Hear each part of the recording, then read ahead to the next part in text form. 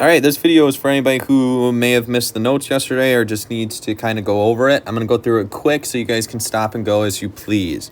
So this is over Coulombs Law. What is Coulombs Law? Well, it's a law that quantifies, so it's going to be focusing on an equation. It quantifies the amount of force two charged particles exert on each other.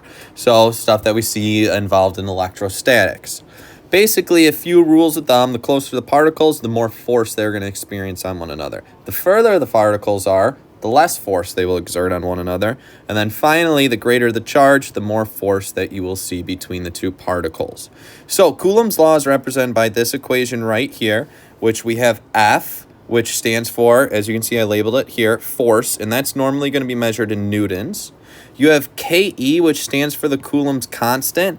All right, that is always going to be the number 9 times 10 to the 9th, and that's going to be measured in newtons times meters squared over charge squared, our Coulomb charge squared. All right, so write this number out as well by Coulomb's constant, because you will have to use that in every equation. We have Q1 right here, which stands for the Coulomb charge of particle 1, Q2, which stands for the Coulomb charge of particle 2, and then R right here, which stands for your distance. Okay?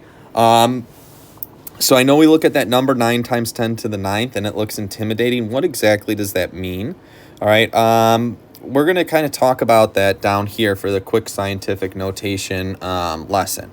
So number 1 says write out the full number for 9.9 times 10 to the 9th. So we have 9.9 times 10 to the 9th. What that times 10 to the 9th means is that you're going to have to move the decimal point 9 times to the right, because it's positive.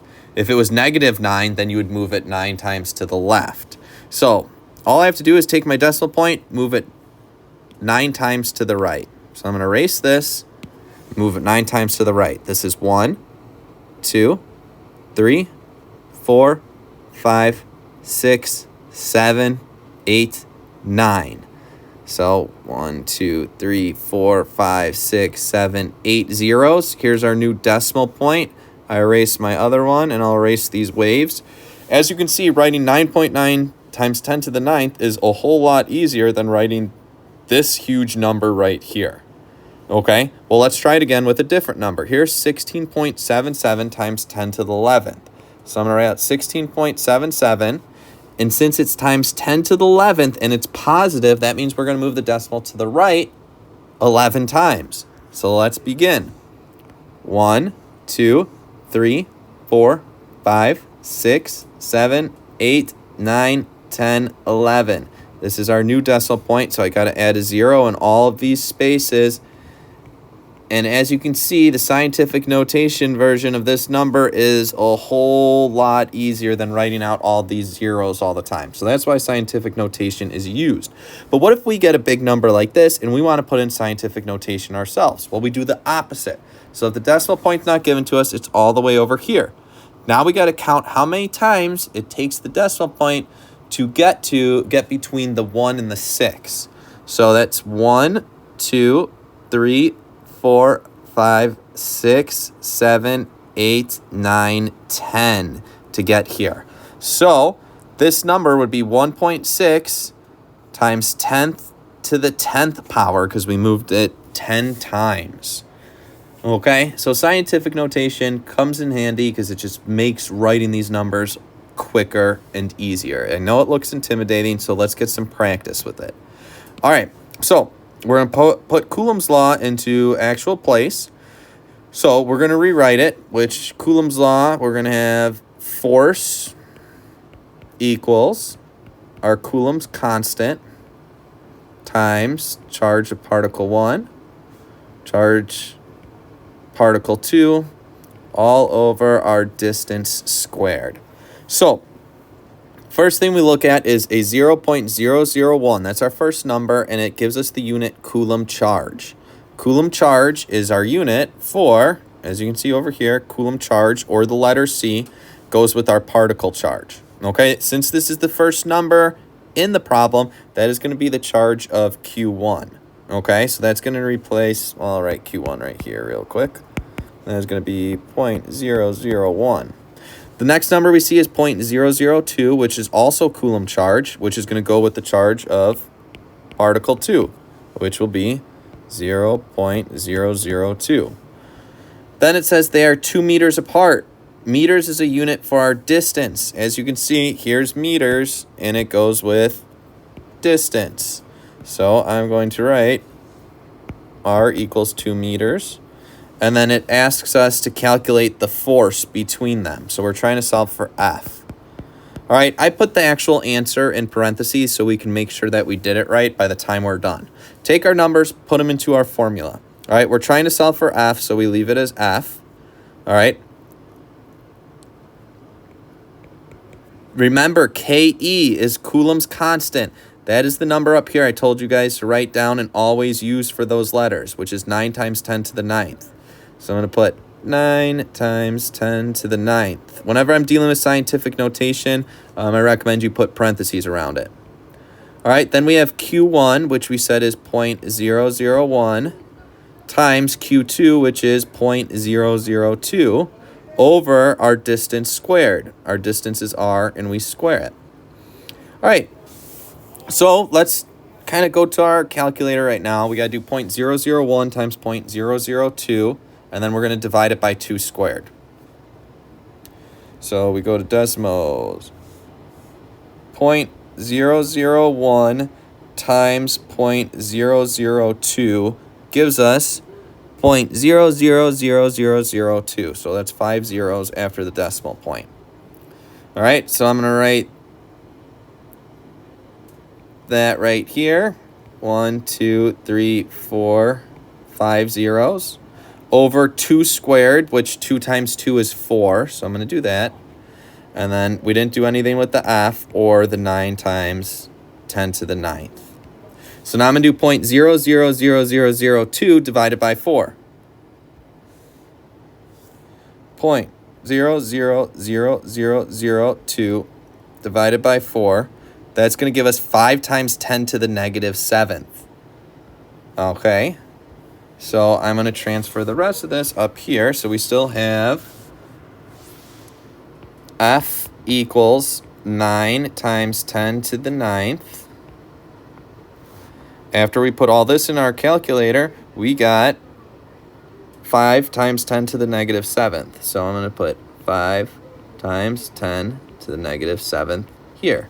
All right, now this is kind of where it gets a little difficult because we got to multiply these scientific notation numbers. The hardest part is just putting this stuff into the calculator. So I do 9 times 10 to the 9th, which it's scientific notation, so I'm going to put in parentheses. I hit the parenthesis, I hit 9, I hit times 10. Now, how do I get this in scientific notation? If you see, there's a little button that has A with a B in the top right. I click that button here. Now it moves for scientific notation. So I'm going to do 9 times 10 to the 9th. All right. How do I end the parentheses here? I click to the right of that blinking little line, and then I hit the end of parenthesis. Now I got to multiply that 5.7 times 10 to the, 5 times 10 to the negative 7th. So I'm going to create a new parenthesis. I'm going to write 5 times 10. Now I'm going to hit AB again because that's how we get it to use our exponents. Now to do a negative number, I'm actually going to hit the subtraction sign. Then I'm going to type in 7. Then I'm going to click to the right of 7, close my parenthesis, and that gives us our answer, which is 4,500. So answer to problem 1 would be 4,500 newtons. I showed work. I put my units in the answer. I circle it. We are good to go. All right, that's number 1.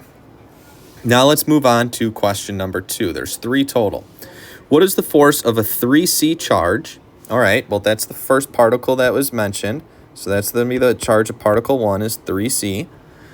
And a 2C charge, okay, that's particle 2 is going to have a 2C Coulomb charge separated by a distance of 5 meters. Well, we know our distance is represented by R, and that's going to be 5. All right, and it's asking us what is the force. So we're going to try and solve for F again. Okay, so I'm going to rewrite our equation.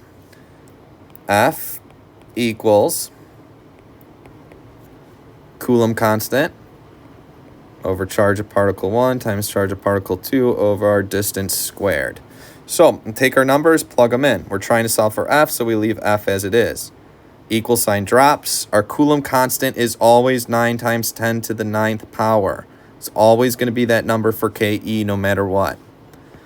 All right, then we have Q1, which has a charge of 3, times charge of Q2, which is 2, over our distance squared, which is 5 squared. All right, so pretty easy. 3 times 2 gives us 6. All right, so I'm just going to kind of clear this up. 3 times 2 gives us 6. That's where that came from. 5 squared is 5 times 5, which gives us 25.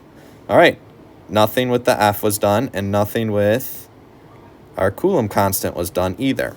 So we're going to do 6 divided by 25. Put that in Desmos. 6 divided by 25, and that gives us 0.24.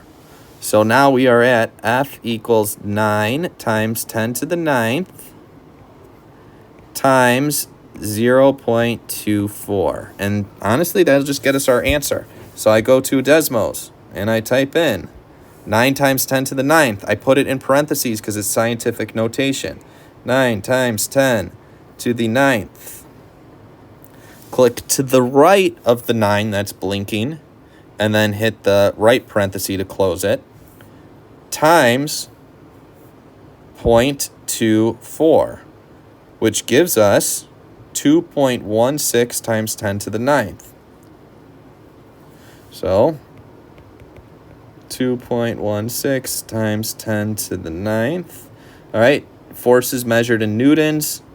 Circle our answer.